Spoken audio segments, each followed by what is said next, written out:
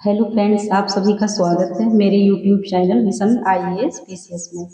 I hope आप लोग अच्छे से डेली बेसिस पे जो मैं यहाँ करवा रही हूँ कंप्लीट पर डे एक टॉपिक, वो आप लोग अच्छे से कंप्लीट कर रहे होंगे एंड उसकी प्रैक्टिस भी कर रहे होंगे। जैसा कि मैंने आप लोगों से बोला था कि डेली मैं अपना डेली जो भी टॉपिक डिस्कस करती हूँ यहाँ पर, और उसका पीडीएफ मैं अपने टेलीग्राम चैनल पे शेयर करती हूँ। वहाँ से मैंने बोला था आप लोग एक बार पढ़ने के बाद इसको खुद से लिखेंगे, जो भी पर डे मैं करवा रही हूँ यहाँ पर।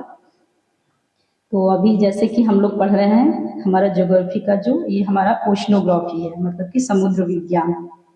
इसमें हम लोगों ने जो है ये महासागरीय जलधाराएं जो हैं वो कंप्लीट कर ली थी पिछले वीडियोज में, और उसको हम लोगों ने काफ़ी अच्छे, जैसे कि हमारा जो अटलांटिक महासागर है एंड प्रशांत महासागर और हिंद महासागर में जितनी भी ये गर्म एंड ठंडी जलधाराएं देखने को मिलती हैं, और ये कहाँ पर किस महासागर में कौन कौन सी जलधाराएं हैं, ये सब हम लोगों ने एकदम अच्छे से यहाँ पर डिस्कस किया था।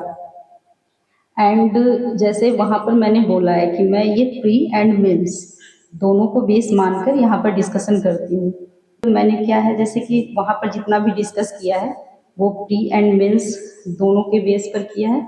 और यहाँ पर आज जो उसका एक जैसे क्वेश्चन पूछा जा सकता है स्पेशली मेंस में, ठीक है, तो उसको यहाँ पर पहले हम लोग डिस्कस कर लेते हैं। उसके बाद जो हमारा आज का टॉपिक रहेगा ये है ज्वार भाटा, मतलब, और इसको हम लोग डिस्कस करने से पहले हम लोग वही देख लेते हैं जो हमारी महासागरीय जलधाराएं हैं। ठीक है, तो जो अलग अलग महासागर में जो अलग अलग नाम से जलधाराएं हम लोगों ने देखी थी, बट यहाँ पर जो उनका महत्व है वो एक साथ हम लोग देखेंगे, क्योंकि जितनी भी जलधाराएं हैं उनका महत्व जो है सेम ही होगा, मतलब उनकी इम्पोर्टेंस और कुछ उसके निगेटिव पॉइंट्स भी रहेंगे। तो वो सब हम लोग आज एक क्वेश्चन के रूप में देख लेते हैं। जैसे अगर एग्जाम में स्पेशली जो हमारा सिविल सर्विसेज का मेंस होगा वहाँ पर इस टाइप में क्वेश्चन आते हैं, जैसे कि अगर पूछ लेगा महासागरीय जो धाराएं हैं उनका महत्व पूछ लिया, या इस टाइप में पूछ लिया कि जैसे जो महासागरीय धाराएं हैं उनका विश्लेषण करने के लिए बोल दिया। तो विश्लेषण में तो आप लोग जानते हैं कि जैसे उसमें पॉजिटिव एंड निगेटिव दोनों पॉइंट्स को हम लोगों को बताना होता है। तो फिर यहाँ पर यहाँ पर मैंने उसी प्रकार जो इसके कुछ निगेटिव जो प्रभाव देखने को मिलता है वो भी यहाँ पर मैंने पॉइंट्स में यहाँ पर डिस्कस करूंगी, एंड जो हमारा पॉजिटिव है दोनों। तो यहाँ पर सबसे पहले देख लेते हैं जो हमारी ये महासागरीय धाराओं का क्या महत्व है। यहाँ पर क्या होता है, जैसे कि जब महासागरीय धाराएं जो है वो पृथ्वी पर ऊष्मा संतुलन बनाए रखने में भूमिका निभाती हैं। वो कैसे, मैंने वहां पर भी आप लोगों के साथ डिस्कस किया था कि जैसे जब हमारी ये धाराएं हैं निम्न अक्षांश से यानी कि भूमध्य रेखा की ओर से जब ध्रुवों की ओर जाती हैं तो ये गर्म धाराएं होती हैं, क्योंकि जो हमारा भूमध्य रेखा पर जो है तापमान अधिक होता है एंड ध्रुवों पर कम होता है। तो वही यहाँ पर बताया गया है। और एक चीज ये मैंने बोला था, ये जब क्षैतिज रूप से, मतलब ये जो हॉरिजॉन्टल जब इनका प्रवाह होता है, जैसे कि ये निम्न अक्षांश से ऊपर की ओर जाएंगे तो इनका जो क्षैतिज प्रवाह होगा, तब क्या होगा यहाँ पर कि जब गर्म धाराएं ध्रुवों की ओर जाती हैं तब ये वहां के तापमान को बढ़ा देती हैं, क्योंकि ये गर्म होती हैं और जो ध्रुवों पर जो तापमान है वो बहुत कम होता है। ये सब तो अभी तक आप लोगों को क्लियर हो चुका होगा, मैंने यहाँ पर कई बार इस चीज को क्लियर किया हुआ है। और जब ये वहां जाती है, क्योंकि जब ठंडी धाराएं गर्म क्षेत्र में जाती है तब ये वहां के तापमान को कम कर देती हैं। मतलब कि जब गर्म धाराएं जाएंगी ठंडे क्षेत्र में तो वहां के तापमान को बढ़ा देंगी, और जब ठंडी जल धाराएं जाएंगी गर्म क्षेत्र में तो वहां के तापमान को कम कर देंगी, क्योंकि ये ठंडी होगी। ठीक है, तो ये हमारा पहला पॉइंट हो गया यहाँ पर। एंड सेकेंड क्या है, जैसे कि जब ये गर्म धाराओं के साथ जब आर्द्र युक्त पवनें ठंडे क्षेत्र में जाती हैं, क्योंकि जब ये गर्म धाराएं जब जहाँ पर होगी वहाँ की जो पवनें होंगी, जब वहाँ से जो पवनें बहेंगी वो आर्द्र युक्त होंगी, और जब वो ठंडे क्षेत्र में जाएंगी तो वहाँ जल वाष्प बनेगा और वाष्पीकरण की प्रक्रिया होगी, और जिससे क्या होगा, जो ये हमारे बादलों का निर्माण होगा। मतलब ये सब मैंने पहले बताया है कि किस प्रकार ये जो गर्म पवनें जब सागर के ऊपर से जब गुजरती हैं तो वहाँ से ये आर्द्रता ग्रहण करते हुए जब जाती हैं तो वहाँ पर वाष्पीकरण की प्रक्रिया से बादलों का निर्माण होता है। ये सब जब हम लोग पढ़ रहे थे क्लाउड्स क्लाइमेटोलॉजी में, जब हम लोग पढ़ रहे थे वहाँ पर हम लोगों ने अच्छे से इसको समझा था। एंड फिर क्या होगा, जब क्लाउड्स का निर्माण होगा और वहाँ पर वर्षा होगी। जैसे कि मैंने आप लोगों को बताया था, जो हमारे अटलांटिक महासागर में जो गल्फ स्ट्रीम है जब आगे की ओर बढ़ती है तो वहाँ पर उत्तरी अटलांटिक प्रवाह के रूप में ये जब वो जाती है पश्चिमी यूरोप की तरफ तो वहाँ पर ठंडा क्षेत्र होता है क्योंकि वो ध्रुवीय क्षेत्र है, तो वहाँ पर वर्षा होती है। जब ये ठीक है, यहाँ पर मैंने ब्रैकेट में एक चीज और लिख दिया है, जैसे कि यहाँ पर क्या होता है, साल भर वर्षा होती रहती है इस क्षेत्र में जो हमारा पश्चिमी यूरोप है।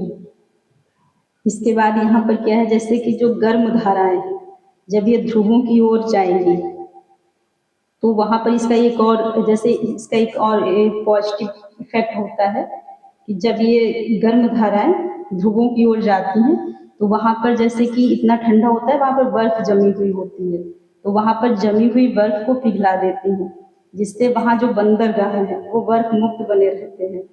अदरवाइज जैसे अगर ये ना जाए तो वहाँ पर इतना ठंडा होता है कि वहाँ पर ये पूरा बर्फ रहता है, इतना ठंडा होता है कि वहाँ पर ये जैसे कि जलयानों के लिए ये सुगम स्थिति नहीं बन पाती। बट जब ये जाती है गर्म धाराएं तो जो बंदरगाह हैं वो बर्फ मुक्त बने रहते हैं और जलयानों के लिए एक सुगम स्थिति वहाँ पर बनती है। तो ये हो गए हमारे। इसके बाद हम लोग देख लेते हैं, जैसे इसके बाद क्या है, जैसे ये जो ठंडी धाराएं हैं यह अपने साथ हिमखंडों को लाती हैं और ताजे जल का विशाल भंडार जिससे बनता है। तो ये भी इसका एक पॉजिटिव इफेक्ट होता है जो हमारी ठंडी धाराएं हैं उनके बारे में। एंड इसमें क्या है, जो ठंडी धाराएं हैं ये अपने साथ प्लवकों को बहा कर लाती हैं, जो हमारी मछलियों का मुख्य भोजन है। ठीक है, जहाँ ये ठंडी धारा जैसे कि जा रही है, मान लीजिए ठंडी धारा है और गर्म धारा से जब वो मिलेगी तो वहाँ पर प्लवकों के निर्माण की अनुकूल दशा बनती है। मतलब जो वहाँ का टेम्परेचर होता है वो ये प्लवकों के निर्माण में जो है अनुकूल स्थिति को बनाता है। एंड यहाँ पर क्या है, जैसे कि आप लोग देख भी सकते हो, इसका एक एग्जाम्पल दिया है। ये चीज आप लोग याद रखेंगे, जैसे कोई भी जब हम आंसर लिखते हैं स्पेशली इससे जो मार्क्स हैं वो हमारे इंक्रीज होंगे। जैसे कोई भी आंसर जब लिखा तो उसको पहली बात तो पॉइंट्स में लिखेंगे, ठीक है, एंड पॉइंट्स में लिखेंगे और जितने भी पॉइंट्स होंगे कोशिश करेंगे कि हर एक का एक एग्जाम्पल भी वहाँ पर हम लोग देते जाएंगे, ताकि जो हमारा जब एग्जामिनर कॉपी चेक करेगा तो उसको चीज़ें जब उसको क्लियर ज़्यादा होगी तभी वो उसका हम लोग के लिए पॉजिटिव इफेक्ट होगा।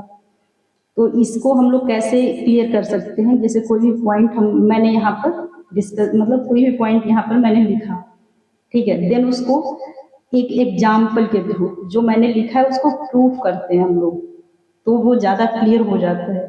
इसलिए जैसे कि यहीं पर आप लोग देख सकते हैं, जैसे मैंने जो ये लिखा उसके बाद इसको एक एग्जाम्पल के थ्रू, जैसे ये अनुकूल दशा बनती है और इसका एग्जाम्पल क्या है कि जैसे कि हमारा न्यू फाउंडलैंड के पास जो लेब्राडोर धारा है जो कि हम लोगों ने पढ़ी थी, ये ठंडी जल धारा है, ठीक है, ये अटलांटिक महासागर में।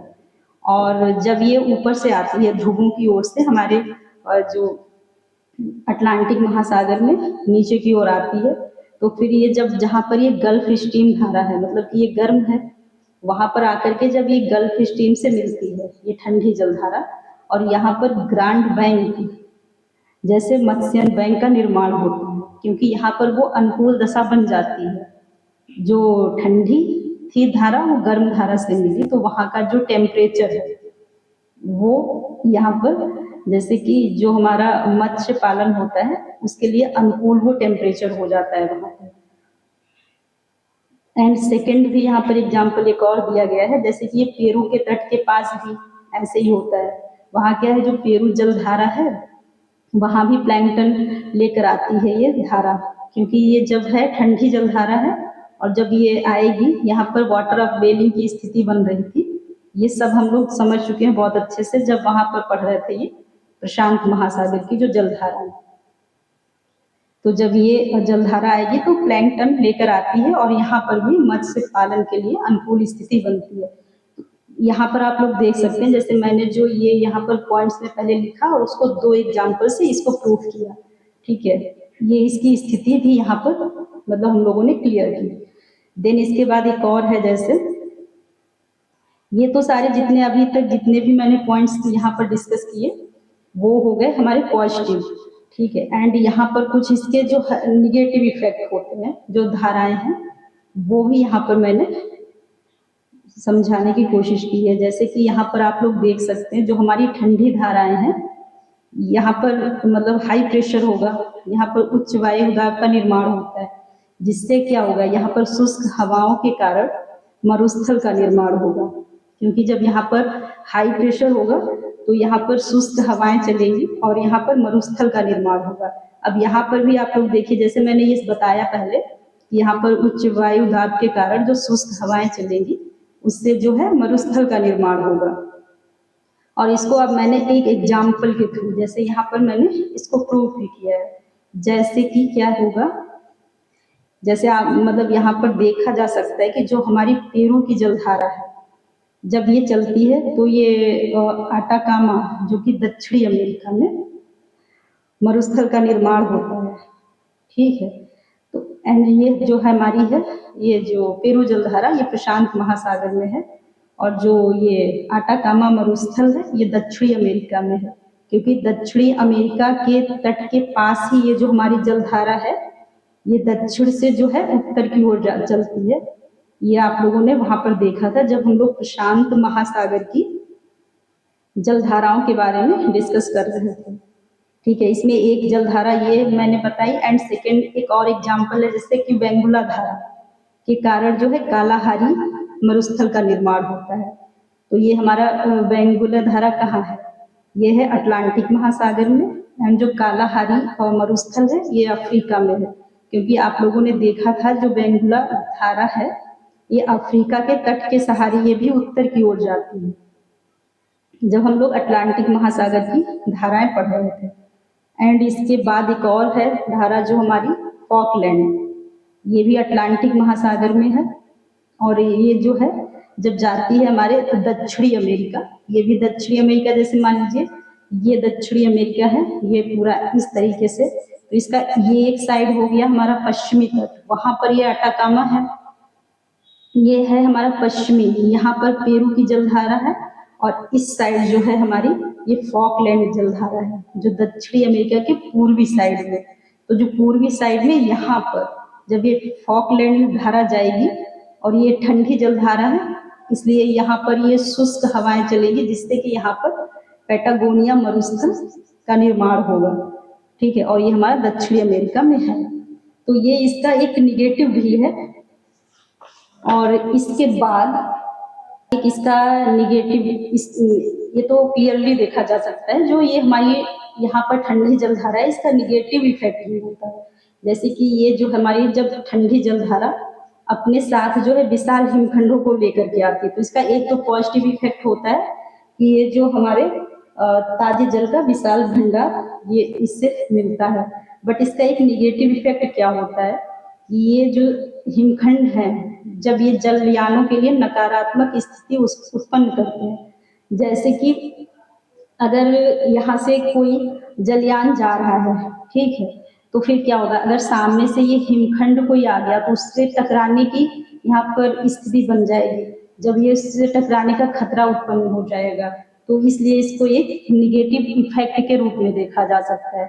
और यही हुआ भी था, जैसे कि हमारी अटलांटिक महासागर में जो लेब्राडोर जलधारा थी और वो अपने साथ एक हिमखंड को लेकर के आई थी, जिससे कि हमारा, आप लोगों ने सुना भी होगा, जो टाइटेनिक जो जहाज शिप था वो टकराया था, ठीक है। तो इस प्रकार की यहाँ पर स्थिति बनती है। मतलब ये इतनी विशाल धाराएं होती हैं, बस इसको आप उस लेवल पे इमेजिन करिए कि इतनी ज्यादा विशाल होती है, बहुत बड़ी, इतने बड़े बड़े हिमखंडों को अपने साथ लेकर के आती है।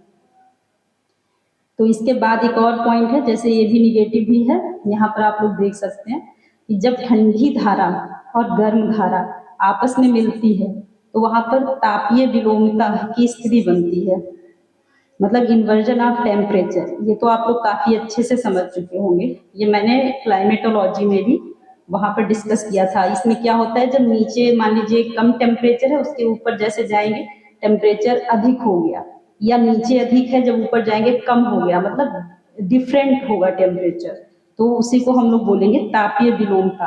तो वो स्थिति यहाँ पर बनती है। वो क्यों बनती है, क्योंकि जब हमारी गर्म धारा है, ठीक है, और ठंडी धारा जब आपस में मिलेगी तो क्या होगा, हमारा ठंडा जल आप लोगों को पता है ये होता है भारी, एंड गर्म जल हल्का होता है। तो यहाँ पर क्या होगा, गर्म धारा के नीचे जो हमारी ठंडी धारा आ जाती है और उसी से तापीय विलोमता की स्थिति बनती है, ठीक है। और जब ऐसा होगा, जब ये धारा आपस में मिलेगी तो जो गर्म धारा ये ऊपर होगी और ठंडी नीचे होगी, और यहाँ पर क्या मिलने से जो क्या होगा, कोहरे की स्थिति बन जाती है, और जो कि जलयानों के लिए बाधा उत्पन्न करती है। तो ये हो गया हमारा जो उसका बचा हुआ पार्ट था, मतलब ये उसका बचा हुआ पार्ट था जो हमारा महासागर जितने भी पढ़े, तो जितने भी महासागर हम लोगों ने डिस्कस किए, तो उसका ये किए कंप्लीट, ये जो हमारा इसके इफेक्ट पर होते हैं धाराओं के, वो यहाँ पर हम लोगों ने डिस्कस किया। और ये इसलिए डिस्कस किया क्योंकि अगर मैं चाहती मैं डायरेक्ट ही ये जो हमारा टाइड्स का जो आज टॉपिक स्टार्ट हो रहा है वो डायरेक्ट स्टार्ट कर देती, बट क्या है, मैंने आप लोगों से ये बोला था कि मैं कोई भी टॉपिक स्टार्ट करूँगी तो उसमें ऐसा नहीं होगा कि जब तक वो कंप्लीट नहीं होगा, मतलब वहाँ से हर चीज़ कंप्लीट होनी चाहिए, ठीक है, ताकि हमारा कैसे भी क्वेश्चन अगर पूछता है एग्जाम में तो फिर उसको हम लोग सॉल्व कर पाए। ऐसा नहीं कि आधा अधूरा कि मतलब कुछ चीज़ें हम लोग कर पाने की स्थिति में है, एंड अगर कोई और मतलब अलग से क्वेश्चन आ गया जो कि हम लोगों ने नहीं पढ़ा है वो हम लोग का छूट जाए, तो ऐसा नहीं होगा।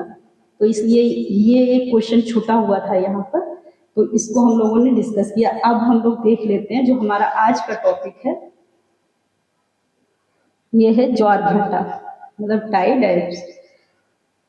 तो यहाँ पर क्या होगा, आप लोगों ने, ये थोड़ा इतना टफ नहीं है, ठीक है, ये इजी है, ये तो शायद आप लोगों ने पहले पढ़ा भी हो कभी। इसके बारे में हम लोग डिस्कस यहाँ पर कर लेते हैं। जैसे हमारे यहाँ पर हम लोग देखेंगे जैसे कि जो ये ज्वार भाटा है, यह एक प्राकृतिक घटना है, ठीक है, और ये जो है ये प्रतिदिन होने वाली घटना है, ठीक है। और आप लोगों ने देखा था जैसे कि हमारे महासागरों में जो वाटर है इसका मूवमेंट जो है दो प्रकार से होता है, ये सब हम लोगों ने डिस्कस किया था जब इसका जो ओशनोग्राफी का जो फर्स्ट क्लास था हम लोगों का, वहाँ पर इस चीज़ को मैंने एकदम अच्छे से डिस्कस किया हुआ था। तो जो वाटर का मूवमेंट है ये दो तरीके से होता है, एक तो होता है हमारा हॉरिजेंटल, ठीक है। अभी हम लोगों ने देखा जो हॉरिजेंटल मतलब कि जो हमारा निम्न अक्षांश से उच्च अक्षांश की ओर जो जल का प्रवाह होता है, ठीक है, वो अभी महासागरीय धाराओं के रूप में हम लोगों ने देखा। उसमें जो कारक भी होते हैं जैसे कि जो हमारी पवनें होती हैं वहाँ पर घनत्व तो होता है कम ज़्यादा, एंड लवणता होती है, एंड टेम्परेचर, ये सब वहाँ पर कारक जो है वो जिम्मेदार कारक के रूप में देखे जाते हैं, जो करंट्स, जिससे करंट्स का निर्माण होता है, मतलब कि धाराओं का निर्माण होता है। बट वहां से ये थोड़ा डिफरेंट है, यहाँ पर क्या है, जो वाटर का मूवमेंट होगा वो वर्टिकल होगा, मतलब कि ये हमारा ऊर्ध्वाधर होगा, ठीक है। ये कैसे होगा, और इसके जिम्मेदार कारक जो है वो अलग है, ठीक है। मैंने बताया ये प्राकृतिक घटना है, और यहाँ पर जैसे कि जो जिम्मेदार कारक है अभी हम लोग आगे डिस्कस करेंगे, ठीक है। वो है जैसे कि हमारा यहाँ पर जान लेते हैं, जैसे यहाँ पर जो कारक है उसमें जो हमारा सूर्य है एंड चंद्रमा है, तो इसका गुरुत्वाकर्षण जो बल है, एक तो ये कारण हो गया हमारा गुरुत्वाकर्षण बल है, एंड एक कारण होता है अपकेंद्रीय बल, ठीक है। ये सब अभी हम लोग समझेंगे। यहाँ पर पहले ये जान लेते हैं कि जैसे जो हमारा ज्वार भाटा है ये है क्या, तो ये ज्वार जो है ये क्या है, जैसे समुद्र स्तर जो है, मतलब सी लेवल जो है, ठीक है, तो यहाँ पर ये जब ऊंचा उठ जाता है, मतलब तट की ओर आता हुआ, मतलब तट की ओर आता है, और ये इसका लेवल जो है ऊंचा हो जाता है, मतलब जो सामान्य स्तर से इसका जो है ऊंचा हो जाता है जल स्तर, तो इसे कहते हैं हम लोग ज्वार। एंड जब ये ऊंचा होने के बाद जब फिर ये धीरे धीरे फिर वापस जाता है और जल स्तर कम होता जाता है, मतलब तो फिर इसको जब ये कम होता जाता है और जब वापस जाते हुए जो ये कंडीशन होती है उसको कहते हैं भाटा। ठीक है, तो यहाँ पर क्या है, हम लोग एक बार ऐसे समझ लेते हैं, जैसे मान लीजिए ये है हमारा, मान लीजिए ये है स्थलीय क्षेत्र, ये स्थलीय क्षेत्र है एंड ये है हमारा जलीय क्षेत्र, ये है जलीय क्षेत्र।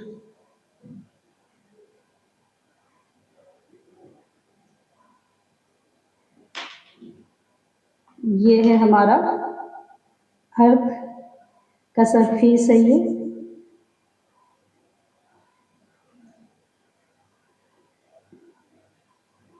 एंड ये है हमारा सी। ठीक है, अब क्या होगा जब यहाँ से वाटर जो है, जो ये वाटर है ये तो नॉर्मल हमारा जो समुद्री स्तर है, जब क्या होगा ये इसका लेवल उठ जाएगा, इसका लेवल जब इसका जो ज्वार आएगा तो उसमें क्या होगा,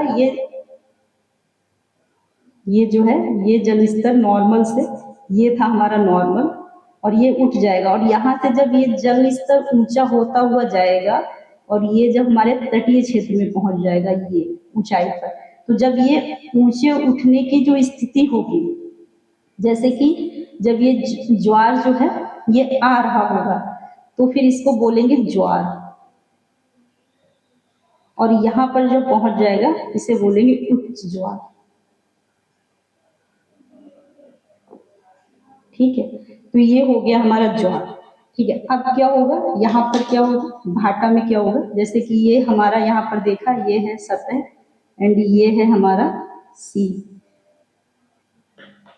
यहाँ पर भी सेम, ये हमारी हो गई सतह, अर्थ की सतह है,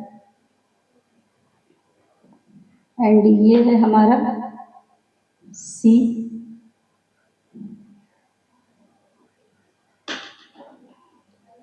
ये हो गया हमारा सी।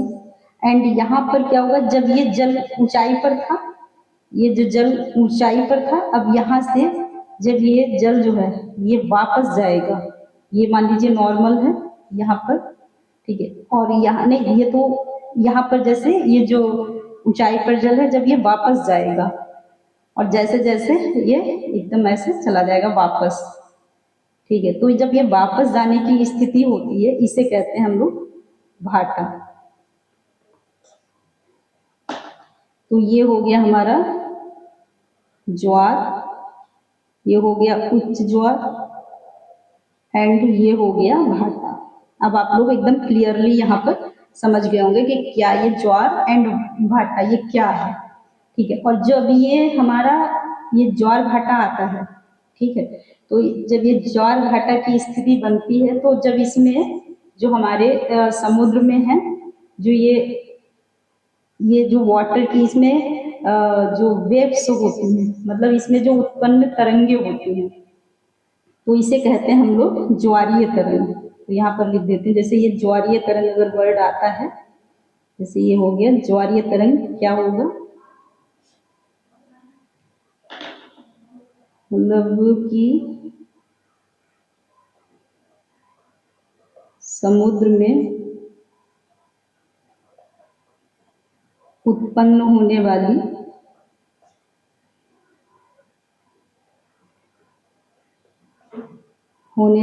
तरंगे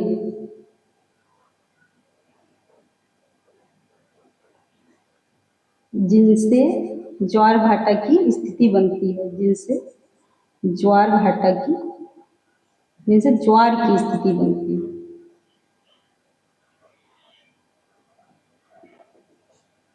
उत्पन्न होती है। तो यहाँ पर ये हो गया, हम लोगों ने समझा ये ज्वार भाटा क्या है।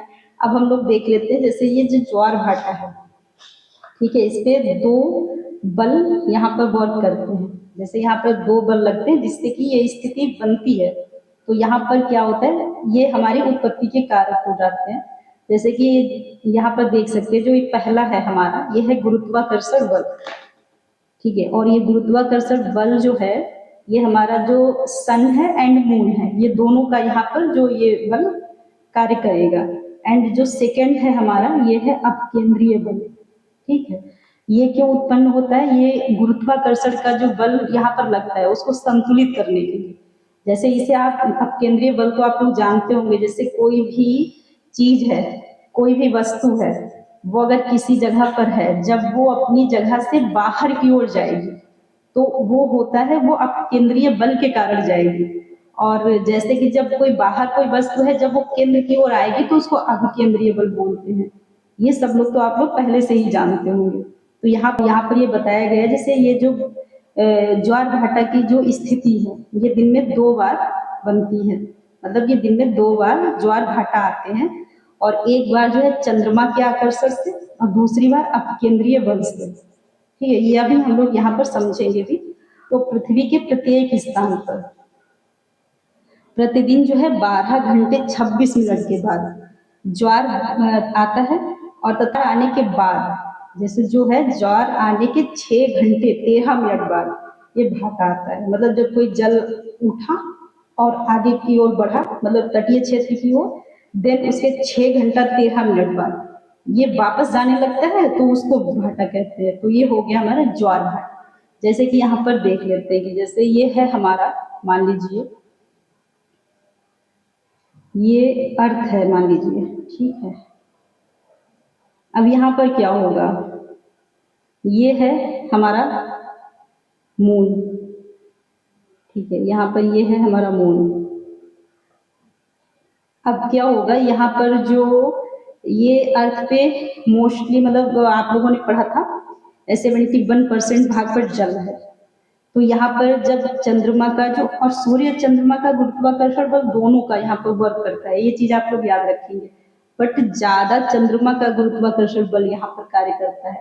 उसका रीजन ये है क्योंकि वैसे तो सूर्य का गुरुत्वाकर्षण बल अधिक है, बट यहाँ पर चंद्रमा का अधिक बल कार्य करेगा, क्योंकि जो हमारा सूर्य है वो पृथ्वी से अधिक दूर है और चंद्रमा पास में है। जैसे कि ये तो बहुत बेसिक है कि आप लोग जानते होंगे, जैसे पृथ्वी से चंद्रमा की दूरी कितनी है, ये है हमारी 3.84 लाख किलोमीटर है। ठीक है, ये सब तो यहाँ लिखने की जरूरत नहीं है, ये सब तो एकदम बेसिक है। इतना तो आप लोग जब यूपीएससी सिविल सर्विसेज की प्रिपरेशन कर रहे हैं तो इतना तो आप लोगों को पता होगा।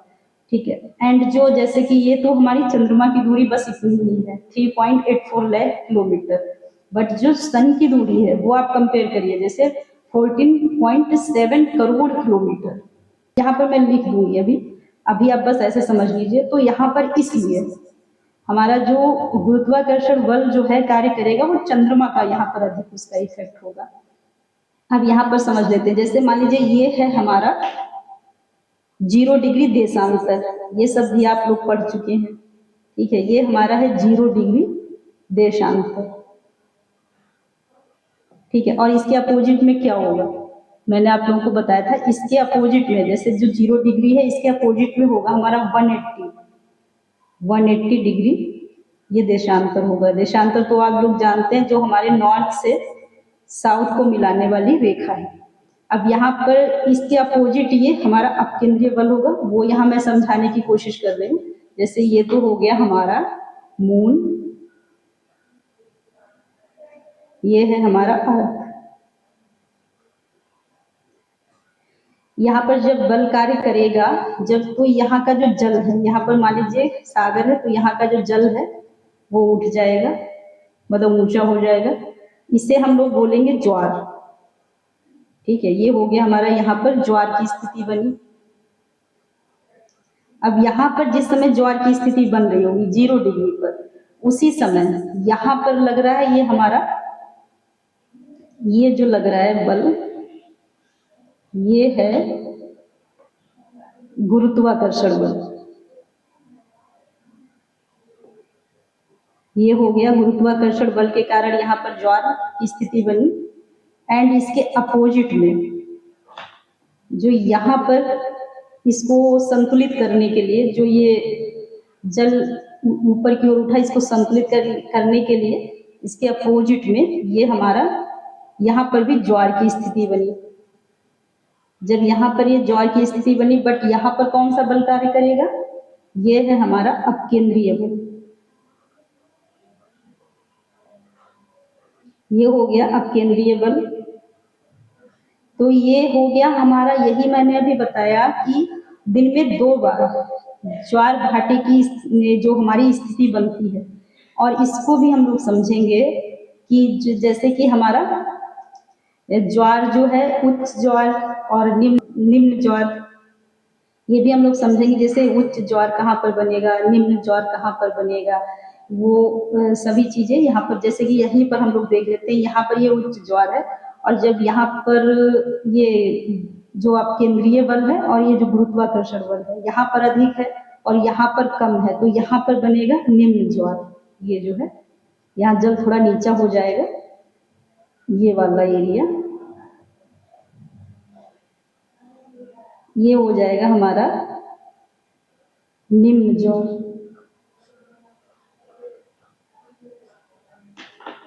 और ये जो हमारे यहाँ पर बने थे ये थे उच्च ज्वार।